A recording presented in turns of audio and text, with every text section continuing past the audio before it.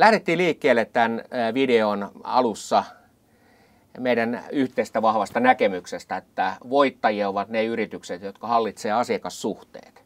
Voitaisiin Markku avata vielä katsojille sitä, että mitkä on ehkä 3-4 tavallaan konkreettista avaavaa niin kuin väitettä, miksi me uskomme tähän, että voittajia on ne, jotka hallitsevat asiakassuhteet. Ja mä voisin aloittaa sen, että kyllä mitatusti on näin vuosien aikana ollut, että parasta tulosta tekevät yritykset, niin niillä on selkeä yhteinen toimintamalli.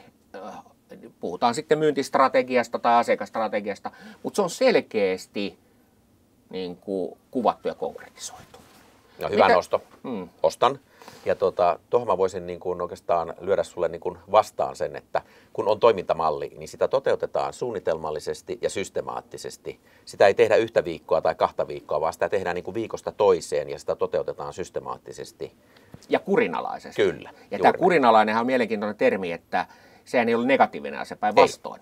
Kyllä. Koska se helpottaa työtä. Joo.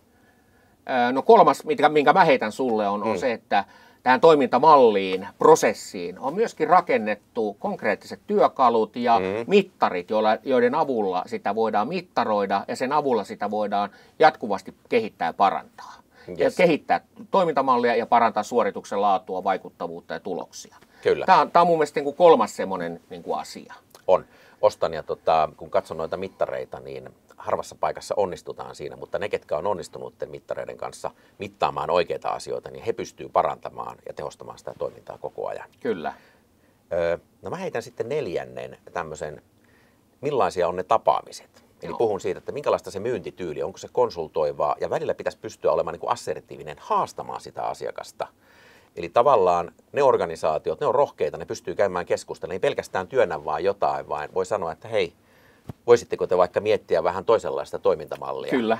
Se on vähän niin kuin voi sanoa ei. Niin. Että uskalletaan sanoa ei ja myönteisesti, mutta positiivisen jämäkästi osataan niin kuin haastaa asiakkaan ylintä johtoa tai sitä vastaan puolella toimivaa henkilöä näkemään, oivaltamaan ja haluamaan itse asiassa meidän niin kuin näkemystä. Kyllä. Ja sehän on sitä, joka parhaimmillaan syventää, laajentaa sitä luottamuksen ja arvostuksen tunnetta myös. Kyllä. Ja tuosta vielä sanoisin näin, että tuommoiset yritykset, jotka voi tehdä myyntityötä, niin yleensä se tarkoittaa sitä, että niillä on semmoinen kulttuuri siellä sisällä, että ne pystyy haastamaan myös toisia positiivisesti.